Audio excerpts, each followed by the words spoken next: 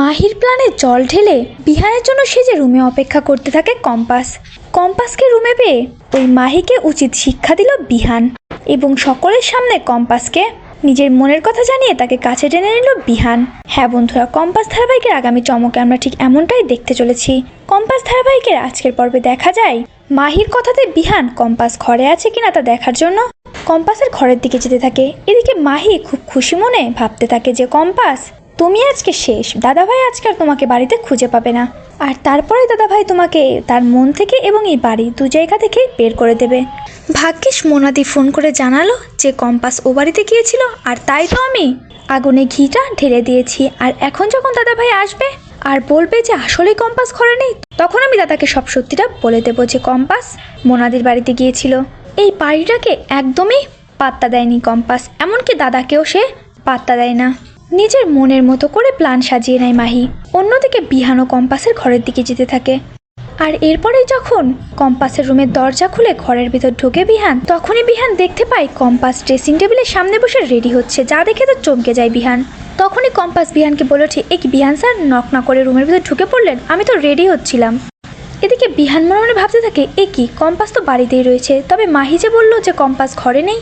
তখনই বিহান বলে ওঠে, না না কিছু হয়নি, তুমি এক্ষুনি নিচে এসো। এই বলে বিহান সেখান থেকে চলে যায়।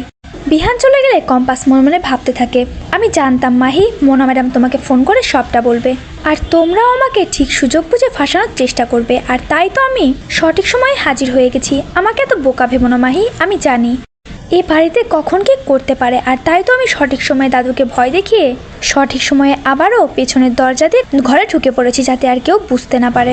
এদিকে বিহান পার্টির ওখানে চলে যায়, আর সেখানে যাওয়া মাত্রই মাহি বলে, ঠিকই রে দাদা ভাই, কম্পাস ঘরে নেই তো?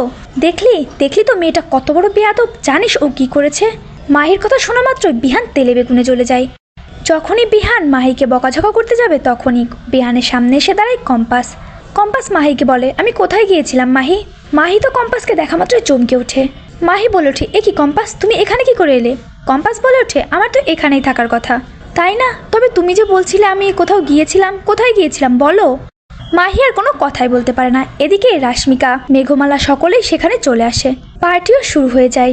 এরপরে বিহান কেক কেটে কম্পাসকে খাইয়ে দেয়, কম্পাসও বিহানকে কেক খাইয়ে দেয়। আর এরপরেই লাইট অফ হয়ে যায়। মেঘমালার প্ল্যানে মিউজিক বেজে ওঠে, আর মেঘমালার কথা মতোই বিহান এবং কম্পাসকে কাপল ডান্স করতে বলা হয়।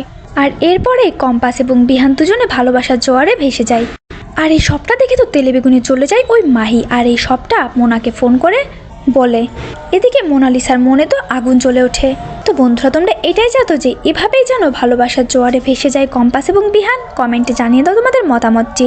কম্পাস ধারাবাহিকের সকল পর্বের আপডেট সকলের আগে পেতে হলে অবশ্যই আমাদের চ্যানেলটিতে সাবস্ক্রাইব করতে একদমই ভুলো না।